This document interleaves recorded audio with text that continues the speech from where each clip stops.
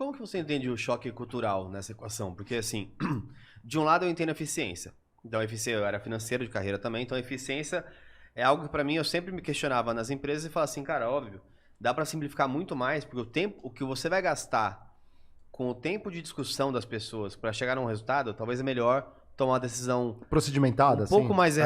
vou dar um exemplo claro da Uber, tá? E, assim, eu posso falar porque não era uma coisa super exclusiva. Durante a pandemia, teve uma discussão, por exemplo, sobre um auxílio home office. Toda empresa passou por isso, certo? Sim. A Uber simplesmente tomou uma decisão que era $500 para cada pessoa, globalmente. E tinha países como o Brasil que $500, pô, Vale bom. R$2.500, você compra cadeira, você compra bastante coisa, assim, é bom esse pacote. Em alguns países piores que o Brasil ainda, $500 é o que a pessoa ganhava no mês. Comprar uma casa.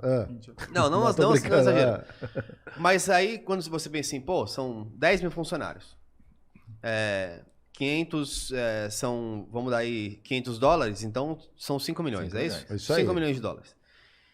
Quanto eu gastaria se em todos os países do mundo eu colocasse meu board de directors para discutir se ia ser R$500 ou se ia ser R$1.000 ou se ia ser quanto ia ser? Com certeza eu ia gastar mais que 5 milhões de dólares. Então, nesse sentido, vai pela prática. Resolvido e vai. Quando a gente fala de coisas que são permeáveis ao longo do tempo, como a política, por exemplo, de viagens, existem culturas que são super rígidas em relação à própria moral e honra, japoneses, chineses, suecos, alguns nórdicos também, que têm um perfil diferente de como eles também entendem o trabalho. Lembro, por exemplo, já contei aqui umas vezes no Critique, sobre o caso da fábrica da Suécia, eu acho, que chegou lá o diretor com um visitante do Brasil, às 6h30 da manhã, porque pegou no aeroporto, no hotel logo de manhã. Quando entra no estacionamento, tá inteiro vazio. Primeira vaga, ele para o carro. Por quê? Porque quem vai chegar atrasado tem prioridade para parar mais perto da fábrica, porque, obviamente, ele não tem tempo para dar aquela caminhadinha. Pensa essa cultura no Brasil. E aí entramos no Brasil, que se um começa a se dar bem e não é pego, os outros, talvez até que sejam do bem, amanhã estão fazendo igual porque acham que isso é o padrão normalizado. Sim. Como que foi para você entender essa relação, inclusive de como uma mesma organização era afetada por culturas diferentes de países? Sabe que isso é super interessante, porque agora, sendo americana, ela migra, né, a sua cultura para todos os países e ela ignora um pouco a tropicalização que aconteceria aqui ou a nacionalização que aconteceria em outros lugares.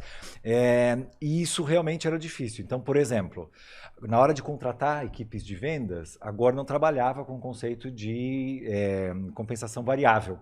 E olha só a linha de raciocínio. Se eu for te contratar por 4 mil e vou te dar 2 mil de variável se você atingir as suas metas, eu já vou te contratar por 6.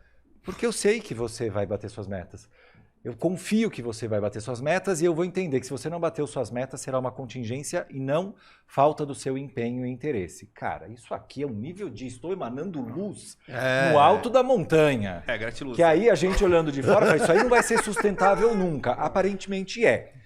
E as pessoas se engajam, mas vai aparecer uma ou outra pessoa que fala, sério, eu vou ganhar 6 mesmo sem bater a meta? Porra, eu fico 6 meses sem bater a meta, então, e na hora que alguém vier apertar, eu vou. Então tem que tomar cuidado, de fato, para a gente tentar entender o que é realidade e que a gente não precisa migrar tudo de um lugar para o outro. Outro exemplo que foi bastante complexo foi quando a gente foi para a Ásia, né? Quando a Gore foi para a Ásia e tem essa cultura de não ter chefe. Como é que você vai não ter chefe numa região que é caracterizada pela hierarquia? Exatamente. Isso que E aí falou assim, você é o seu líder. Conversa aqui, galera, vamos decidir isso aqui junto.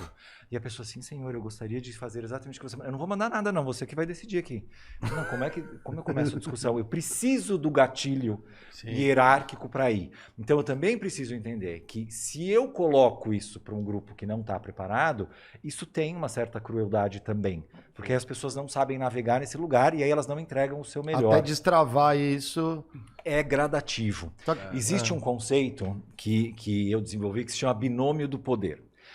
Toda vez que a gente discute sobre autonomia no mundo do trabalho, a gente está acostumado a falar da autonomia que eu vou ter dentro daquele lugar como espaço. Quero ter mais autonomia. Ou seja, quero que meu chefe não me enche o saco. Né? Eu quero poder fazer sem ele ficar me cobrando e fazendo um microgerenciamento. Esse é um lado da autonomia. Tem um outro lado. Né? Porque a pessoa fala, eu quero saber o que eu posso fazer. O que meu chefe deixa? Eu tenho que fazer outra pergunta. O que eu posso fazer de capacidade? Eu preciso conseguir performar se houver aquele espaço.